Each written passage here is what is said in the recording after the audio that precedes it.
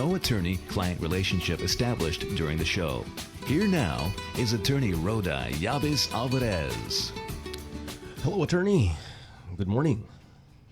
Magandang umaga, Alan. Good afternoon. Magandang hapon din. Depende kung kailan po kayo nakikinig sa ating programa. Kamusta kay amin po? Once again, it's Legal Pinoy time. Para kada kayo nga suki or first-time listeners kada ito yung programa. This is the legal program that addresses the intertwine of Philippine law, U.S. immigration law, and Hawaii state law as it affects that unique Filipino-American experience that we share. Nung mauawatan nyo dahil ito'y broadcast po, ngaglalaok, nga Tagalog, Ilocano, and English. That means we share a common history. Coming from one island paradise, no other than our beloved motherland, the Philippines, and finding each other again in yet another island paradise. No less than the beautiful state of Hawaii, katanlat nga maikat apo that even as we journey between two island paradise, that every now and then, katada itig crop up nga matawtawag nga trouble in paradise. The good news is, if that's legal trouble, katadamat iti corresponding legal solution na. Isu iti tema da ito'y programa tayo apo. Katsak iti, I am your host, Rhoda Yabes Alvarez apo. Abogado jay Pilipinas, kan dito'y mat Estados Unidos, partikular nga Estados kat Hawaii kan New York. And joining me, as always, is my better half, Alan Alvarez, as we continue to bring to you another episode of Legal Pinoy. Thank you, attorney. Okay, Alan, let's start. Yes, attorney. Maraming nangyari this past week, attorney. Past few days. Yes, for those who listened, last Friday and Monday during the rerun, imbagbagatay imbagatayo that, after January the 20th, katada iti baro nga presidente tayon dito'y Estados Unidos. And we said that one of the campaign pronouncements of then president presidential Obama. candidate. No. One of the pronouncements of then presidential candidate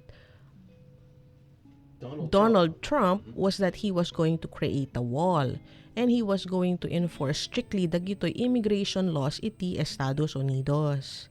Tata idi na nga bakisuna idi November when he won during the election in November ket imbagbaga na lata nga dagitoy iti aramidan na ken priority na when he takes office on January 20th tatangatawen. Ket idi last episode imbaga tayo nga kitaan tayo no anya iti mapasamak kadagitoy inkarkarina nga nagbalin nga rason no apay nga naiboto si Suna, because it seems that what he was saying about building the wall and strictly enforcing immigration laws was kayat iti agbubutos. Gusto nung mga botantes kasi yung mga pinangako niya eh. Yes, attorney. Kaya ang nangyari, nanalo siya. Yun ang ating yun ang premise, ano? Tapos sinasabi nga natin na tingnan natin kung gaano niya kabilis i-implement yung kanyang pangako. And ang nangyari nga last Wednesday, January 25, kat nagparwaran iti opisina iti presidente or the White House nagparwaran iti executive orders. And that's our topic for today. Ang bilis nga, attorney. Napakabilis. Kasi hinanda na nila to noon eh. Nung nanalo siya, hinanda na nila. I see. So kaya nung nag-take oath siya nung January 20, meron kasi siyang mga advisors tsaka mga aides eh. So ang nangyari, even before he met with the heads of agencies, tsaka yung ibang heads nga napalitan na kaagad, at even before the confirmation of appointments nung kanyang mga nominees, ay meron ng mga executive orders na lumabas. So sa bilis, ang comment nga ng ibang mga abogado, ang sabi nila, sandali, medyo mabilis yung pagkagawa. Kaya ang nangyari, ang gumawa niyan yung mga aides niya na nagtatrabaho para sa kanya. At ang nangyayari ay napag-usapan kaya ito with the heads of agencies o yung mga tao na nagpapalakad dito sa mga ahensyang ito na in charge dito sa mga aspects na that were touched upon in the executive orders. Siguro, attorney, may mga kinonsulta din siya mga abogado. Oo naman. Yeah, I think so. Oo naman, kasi itong executive orders ay gawa na. At usually, itong mga ito ay ginagawa ng mga abogado. Yes, attorney. Pero in what capacity itong mga abogado, yun nga, ang sabi nila, medyo nakapagkonsulta kaya with heads of states. Kasi pwede kang gumawa ng mga executive orders at ilalagay mo dun kung ano yung mga kailangan gawin. Pero kasi sa laki ng ahensya ng nagpapatupad ng immigration laws sa buong Estados Unidos, Alan, medyo marami kasing aspects to and tingnan natin kung anong sinasabi ng executive order para makita natin kung ano ba itong ating hinaharap at ano ba ang nangyayari na ngayon. So, that's our topic for today, Apo. Anya dagito yung executive orders nga imparwar ni Presidente President Donald Trump last Wednesday, and how are we affected by this? Depende no niya ti status tayo. So let's start, Alan, with itong executive order on border security and immigration enforcement improvements. Dalawa kasi yung executive order na nilabas niya tungkol sa immigration. One is the executive order on border security and immigration enforcement improvements. That's the one that talks about the wall. And another one is the executive order enhancing public safety in the interior of the United States. That's the one dealing with sanctuary cities. So let's start. Anong gusto mo, yung sanctuary cities o yung wall?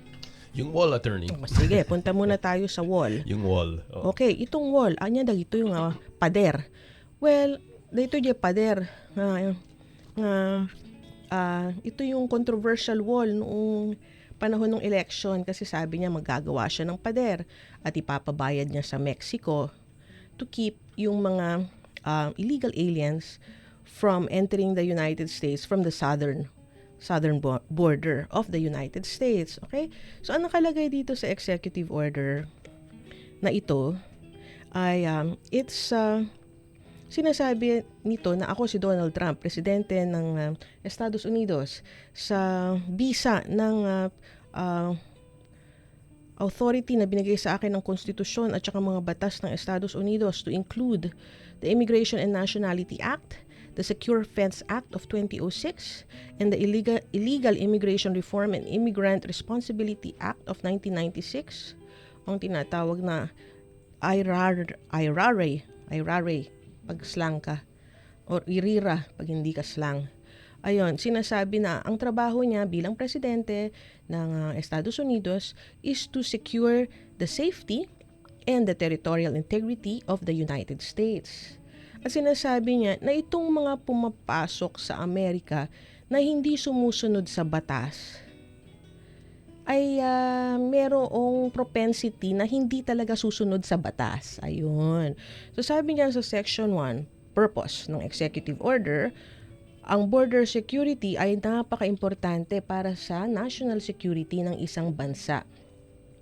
So pag hindi mo binabantayan yung iyong teritoryo, anong klase ka namang bansa? That's what he said during the campaign trail. You know, a nation without borders is not a nation at all. Kasi isa nga ang pagka naalala mo, Alan, yung pagkababalikan mo what constitutes a nation state. Alam mo ba kung anong elements ng nation state? No, attorney. Pasensya na po Meron ka tayo. spot quiz ngayon. Okay, Mahirap yata yun. what constitutes a nation state? Kasi para maging nasyon ang isang lugar, kailangan may border siya, may territorial borders. Okay, that makes sense, attorney. Kasi kung wala, hindi siya nation state kasi maluwang at saka hindi mo alam kung ano bang teritoryo nun. Kumbaga sa private ownership ng lupa ko yan. Pero kung wala ka namang mga sino ang mga nasa east border mo, sino ang nasa southwest border mo, sino ang nasa west or north, kung ano man, kung wala kang mga muhon, hindi mo masasabi kung talagang sa iyo yan kasi medyo napakalaki at napaka-undefined ng area.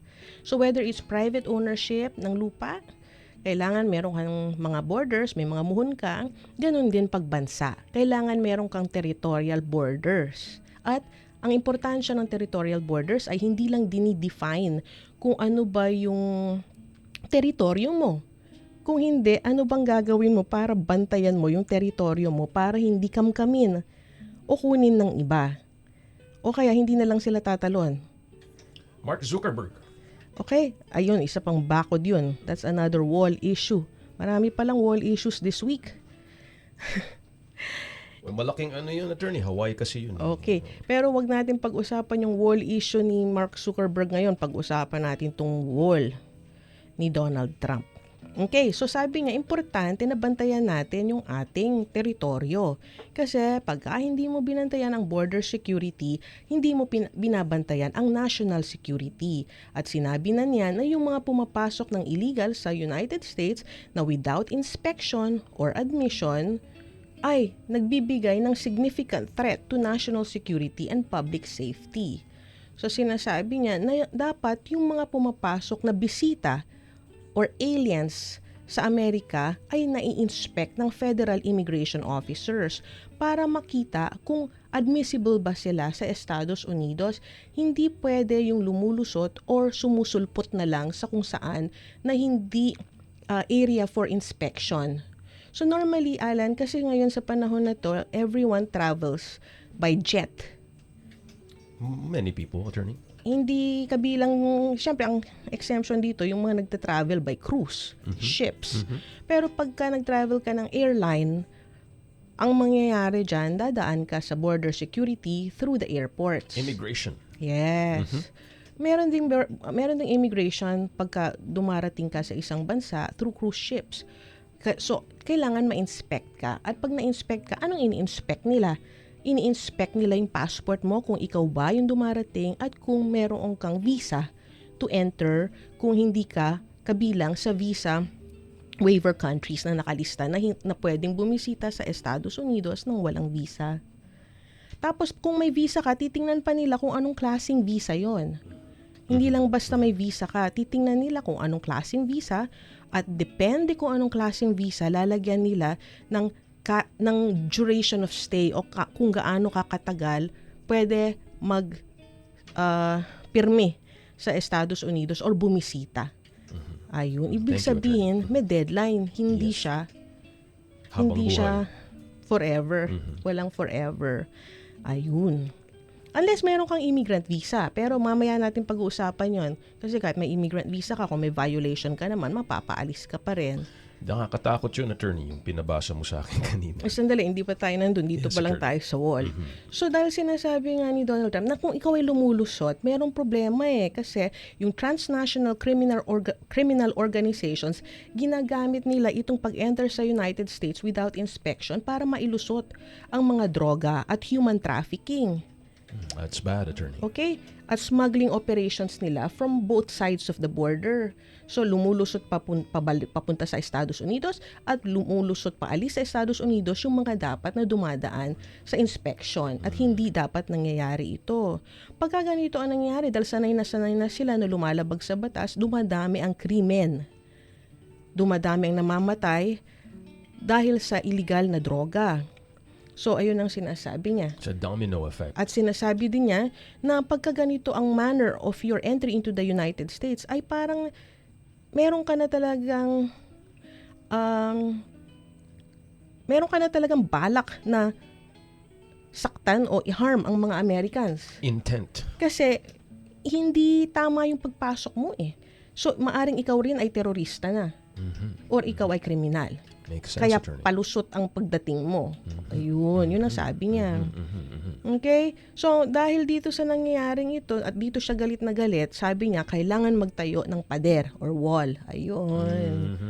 Alam mo, ang executive orders, kung nakabasa na po kayo ng executive orders o nakakita na kayo ng executive orders, ang umpisa kasi niyan, sinasabi mo, sino ka ba at anong authority base sa kung saan mo ginagawa tong executive order. Pag sinabing executive order, nanggagaling yan sa Office of the President.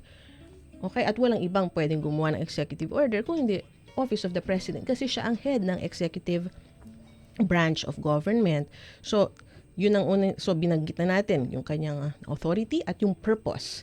So, ang purpose ay para protektahan ang border security ng Amerika. At ang sabi nga niya, ayun, kailangan tayong maggawa ng pader para protektahan ang border security at national integrity ng Estados Unidos sa ganitong paraan. Okay, so yun ang nakalagay dito. Ngayon, anong gagawin para itayo itong pader na ito dahil itong pader na ito ay napakalaki? Ang nakalagay dito sa pader na to ay it will cover the southern border, and southern border under the definitions of terms in this executive order itself shall mean the contiguous land border between the United States and Mexico, including all points of entry. So mahaba-habang border wall ito kasi medyo malaking-malaki yung area that links the United States and Mexico. Okay? Covers a few states there, Kaya Attorney. nga, napakalaking border niya, kaya napakamahal din. At ang sinasabi niya na ang in charge dito sa pagpapatayo nitong border wall na ito ay ang Trump Construction Company. hindi naman. Sinabi niya the Secretary, okay, of the Department of Homeland Security. Siya ang magkakaroon ng operational control para maitayo itong pader para makontrol itong pagpasok ng mga tao at paglabas sa southern border. Ayun. So, yun ang mangyayari. Ang operational control, ang ibig sabihin niyan ay Pagpatayo, Attorney. pagpatayo. Pero more than that, operational control shall mean the prevention of all unlawful entries into the United States, including entries by terrorists, other unlawful aliens, instruments of terrorism, narcotics, and other contraband. So, yung operational control, kabilang doon yung pagpapatayo ng pader. Pero lahat na, hindi lang kasi pader yun. So, nakalagay dito, mag-hire sila ng 5,000 Border Patrol agents in addition to whom we have now.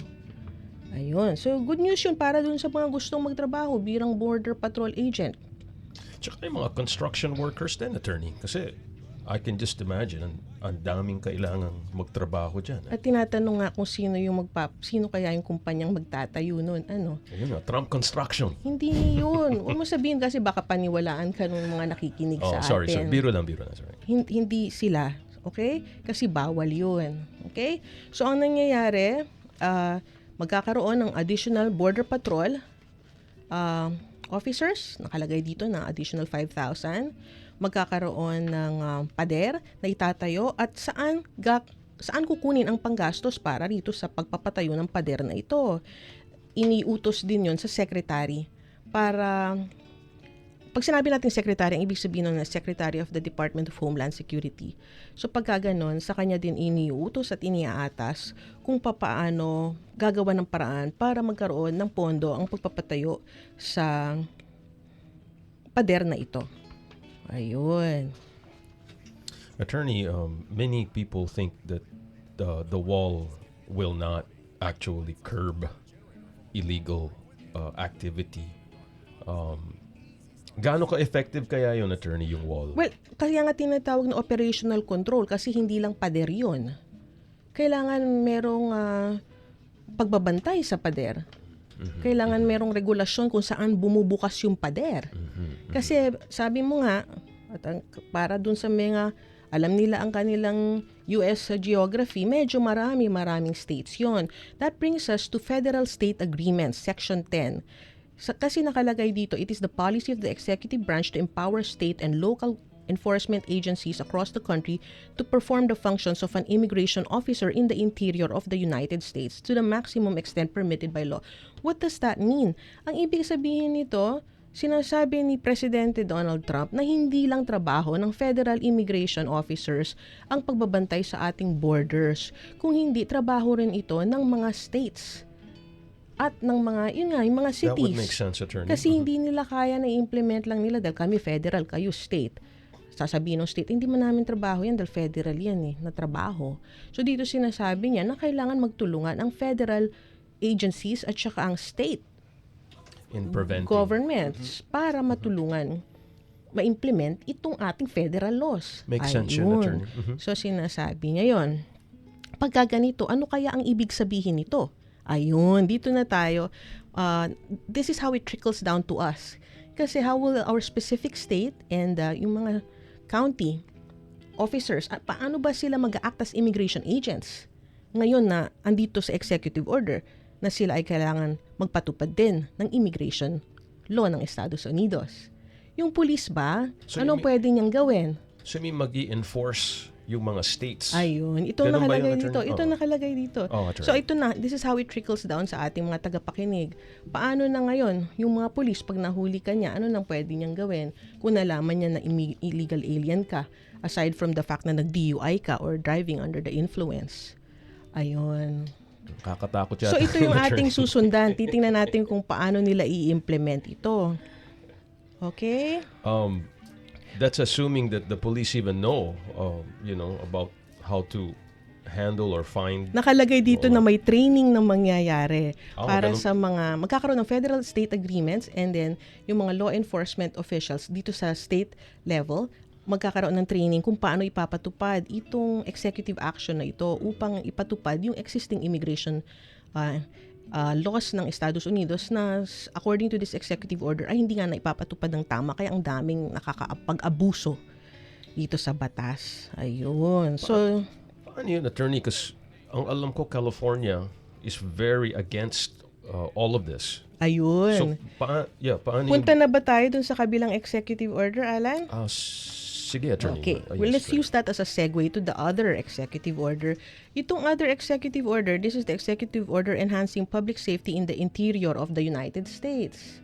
Kasi nga napapag-alaman natin na hindi lahat ng mga states ay pare-parehas ang isip at trato o tingin sa mga illegal aliens. May mga states na malapit ang puso sa mga illegal aliens. In fact, may mga cities na natatawag na sanctuary cities.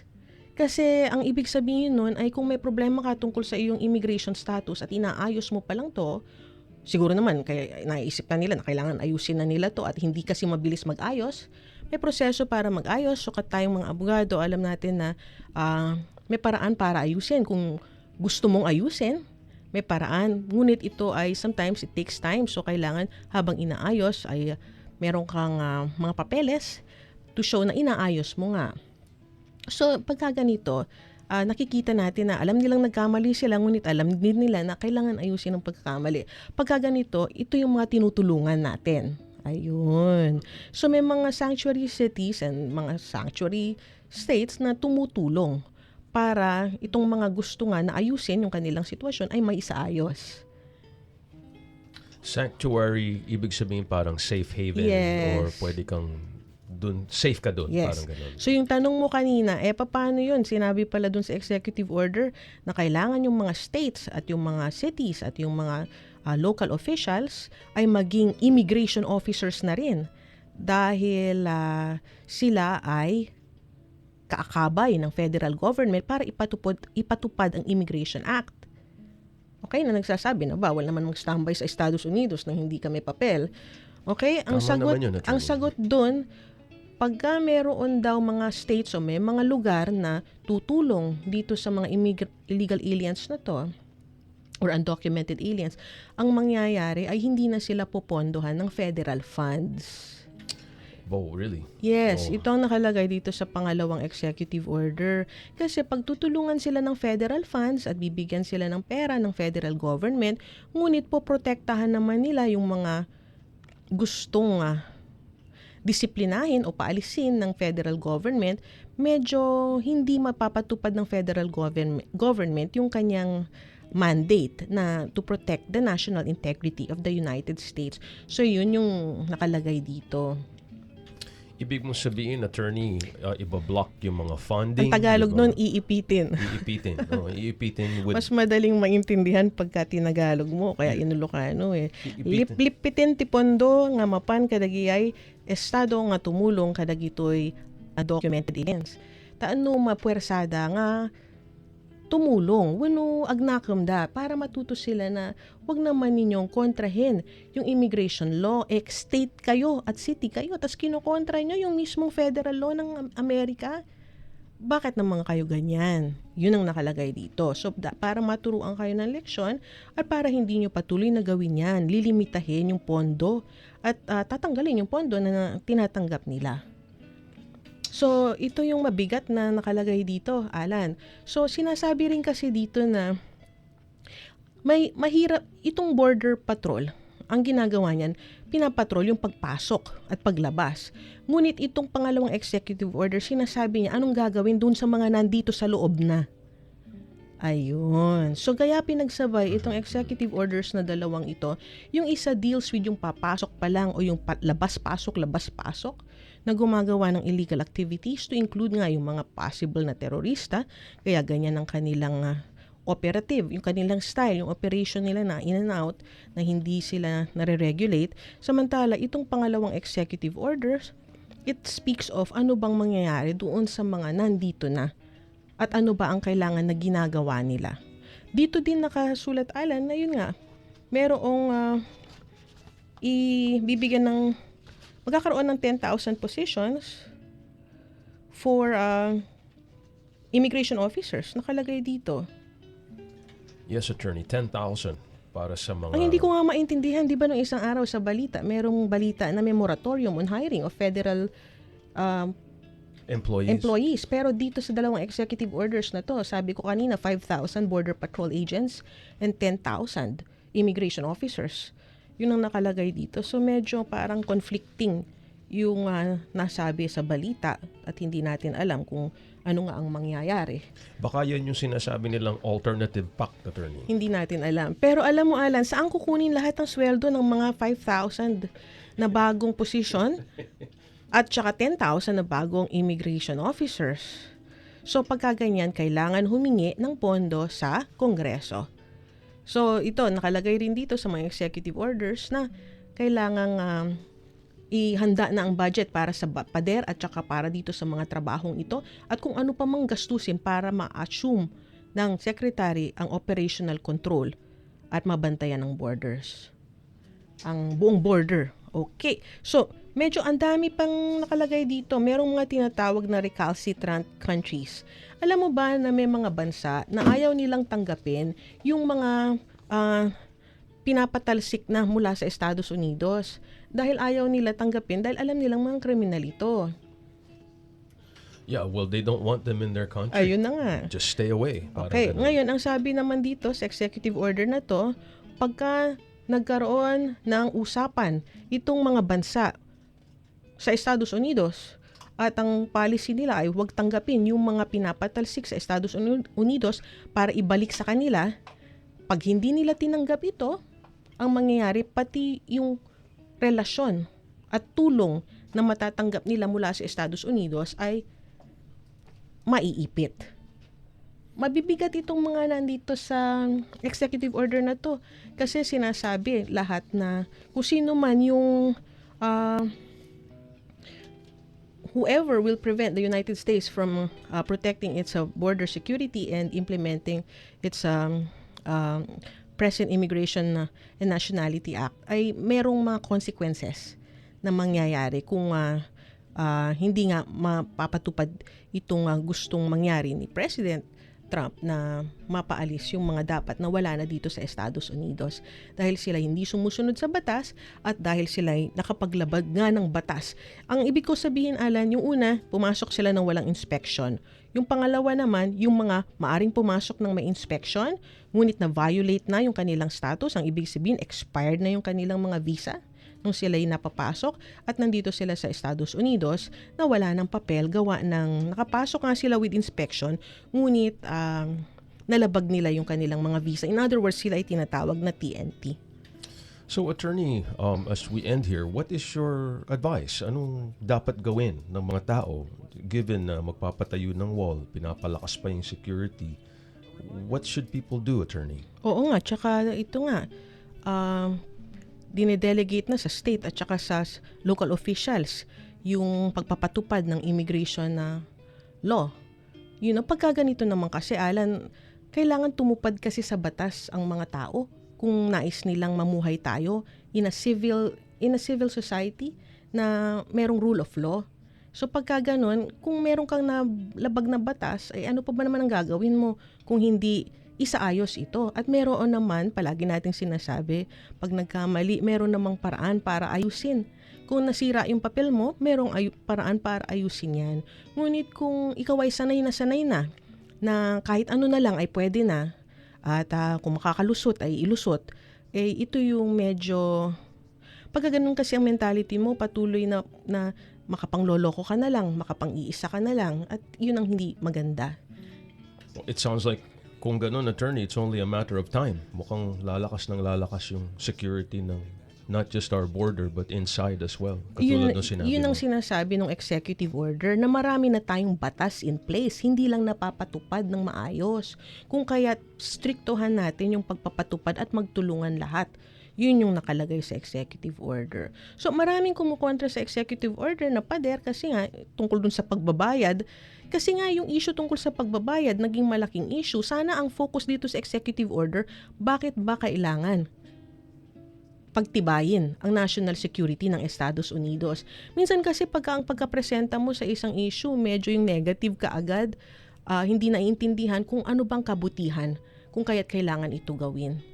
Okay, so sa bawat sitwasyon ay iba naman. Each case is different. So depende kasi kung bakit nagiging out of status ang tao. Depende yan sa bawat kwento ng bawat tao. So ang magandang tignan kung ganito ang inyong sitwasyon. Ano ba ang magandang gawin para maisaayos ito upang wag ka nang mamiligro at intayin mo pang ikay hulihin bago humanap ng remedyo. So pagka ganito na alam mong medyo magsistrikto na at mag-iinit na at maghahanap na sila ng mga tao na ganito ang sitwasyon upang maipakita na ipinapatupad nila ang batas, wag nang mag-intay na may kakatok ng malakas ng alas 6 ng umaga sa kanilang mga bahay-bahay. Kasi hirap naman matulog pagka takot na takot ka palagi kung may kakatok na lang at dadamputin ka. So pagka ganito, magpatulong sa nakakaalam. Ako po si Roda Yabes Alvarez, abogado sa Pilipinas at dito po sa Estados Unidos, sa mga estado ng Hawaii at New York. No, adati kasapulan nyo pag panggep, dagitoy, parikot itilintag po, no, adati sitwasyon nyo nga kasapulan nyo katulungan. Delikado ti sitwasyon nyo kat tumawag kayo. Ti opisina tayo kat masarakan dito'y, adati duwateng opisina, masarakan dito'y, may saka masarakan dito'y Honolulu. EJ 905 Umi Street, Suite 206, Honolulu, Hawaii 96819. And we have an office also in the Philippines. Masarakan dyan Yabes and Yabes Alvarez Law Offices, Yabes North Paseo, Rizal Avenue, San Fernando City, La Union. Di telepono tayo dito'y Honolulu kat 808-589-7380. Daytakat 589-7380. Tumawag kayo, set tayo ti appointment apo, siya matigdingig kanyayo, ijay opisina, kakitan tayo no, anya ti maaramidan tayo, kadita sitwasyon niyo. So yun ang ating alam, kung meron ka ng peligro, kailangan nang magpatulong. So until next Legal Pinoy, medyo mahaba-haba pa to, pero at least na-touch upon natin yung overview. So, until next Legal Pinoy apo, Diyos tignina ti panagdingeg. Maraming salamat sa pakikinig.